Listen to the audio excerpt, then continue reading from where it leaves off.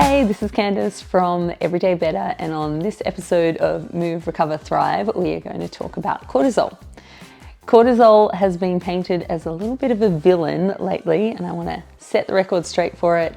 So I'll tell you a little bit about what cortisol is, what it does in your body, how it can be great for you, and the sort of darker side of cortisol.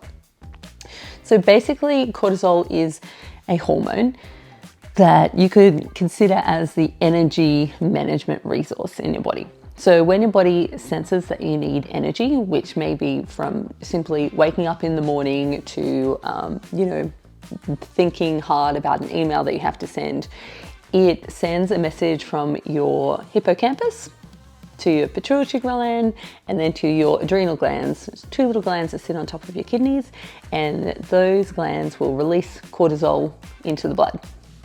When cortisol is released into the blood, it tells your body to get stores, glucose stores mainly, from your liver and from your muscles, and make it into blood sugar so your body can use it up and it'll have enough energy to do whatever the task is. So it is essential for life. You couldn't survive the next 5 minutes without cortisol in your body. And so then when your cortisol spikes and your body, it kind of rises up back to your brain, goes to the cortisol receptors near your hippocampus, and it says, hey, our specific job is done. You can turn off that mechanism called the HPA axis that is releasing cortisol out into the body. So that is what happens in a healthy body, and it would happen all the time, over and over in your life. Now, the thing to note about that is when cortisol is there for a temporary reason to do a specific job. So when that job is done and cortisol gets shut down. Now, the thing that will shut it down is the job is done and you recover. So you relax, you kind of breathe a little bit easier, you take some time out. Now, what changes cortisol from an acute stress symptom to chronic elevated cortisol is basically that you will do that acute reaction, but then another acute reaction will come in after it, and then another one, and then another one, and you never really recover in between. So you might have that cortisol being elevated for hours and hours on end, like 72 hours, days and days, because you haven't had time for it to relax. And the problem is not that cortisol is being released, it's that those receptors in your brain that tells your brain the job is done, you can turn the cortisol off, they become desensitized to the cortisol. It's kind of like insulin and diabetes.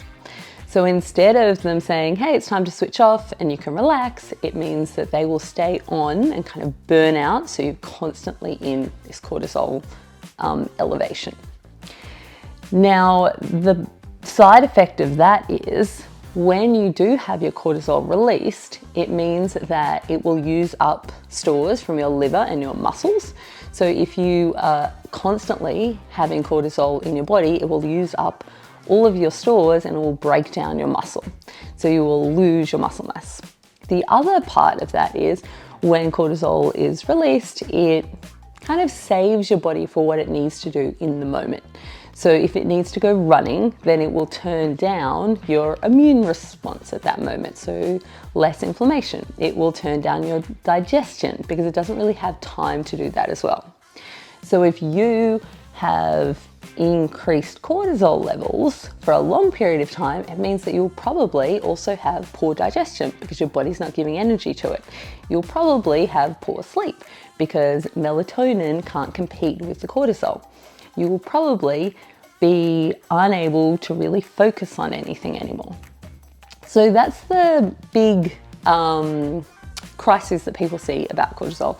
It's not about these acute spikes like jumping into a cold plunge. It's more about if it stays constantly elevated.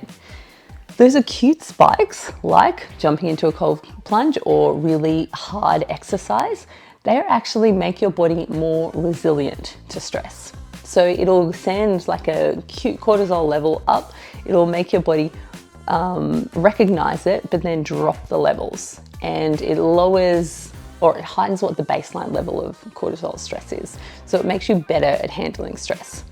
So you shouldn't be like terribly afraid of getting cold or getting frightened or doing heavy exercise. The thing is, you need to recover after that. So recovery is not just a nice add-on. That's why it is essential for your life and your physiological responses. So that is cortisol. It is great, it is essential, it's necessary, but like everything, it has to be really well balanced in your body. And the way to balance it well is have those cool little spikes, whatever you like doing, like a cold plunge, but just make sure that you recover after them. You can't layer stress on stress on stress on stress and expect that you can have recovery. And that's it on Move, Recover, Thrive for cortisol. We'll see you next week.